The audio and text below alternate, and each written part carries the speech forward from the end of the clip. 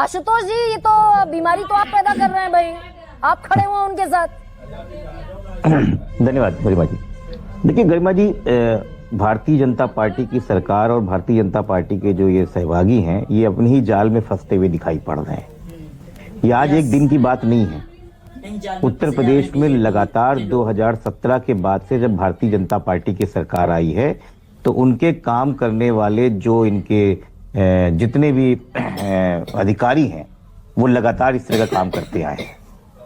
आपको याद होगा जब 2022-23 का उत्तर प्रदेश का नगरीय चुनाव हो रहा था, उस नगरीय चुनाव में पहली बार बिना सुप्रीम कोर्ट की ऑर्डर और आरक्षण का नियम पालन किए हुए ये चुनाव कराने जा रहे थे।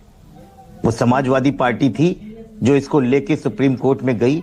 हमने बात करी, सुप्रीम कोर्ट ने फटकार लगाया, तो आनंद फान में उत्तर प्रदेश सरकार ने कहा कि नहीं नहीं नहीं, हम तो ऐसे नहीं करेंगे, ये जो नोटिफिकेशन है इसको रद्द किया जाएगा और हम ट्रिपल टेस्ट का फॉर्मूला अपनाएंगे। जब आपने ट्रिपल टेस्ट का फॉर्मूला अपनाया नहीं तो घोषणा कैसे कर दी थी? क्योंकि भारतीय जनता पार्टी ने भारतीय जनता पार्टी का आरक्षण विरोधी जो स्तर है वो समाजवादी पार्टी ने उजागर कर दिया। और आप भी इसमें से अपने मतलब की चीजें सेलेक्ट कर लेते हैं आशुतोष। मैं आपके जो आरक्षण, एक सेकंड भाई, अनुसूचित जाति का आरक्षण भी 21% से घटकर 18% है इस नोटिफिकेशन में। अखिलेश सिर्फ पिछड़ों की बात करते दिखाई दे रहे हैं। मैं आ रहा हूँ गरिमा जी, मैं आ रहा हूँ। ये बात 2022-23 की थी।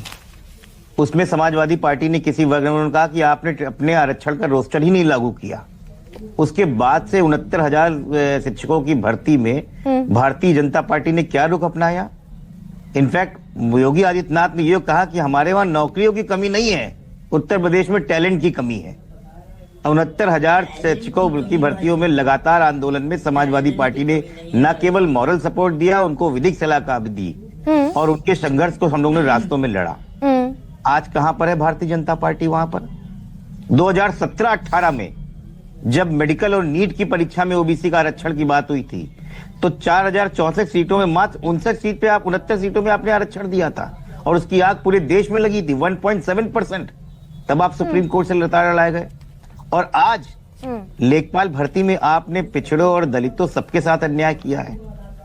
मैं ये कहता हूं कि भारतीय जनता, मैं आशुतोष उसी पर सवाल पूछ रही हूं। देखिए सुनिए, अखिलेश यादव की प्रेस कॉन्फ्रेंस भी सामने है और उनका ट्वीट भी सामने है।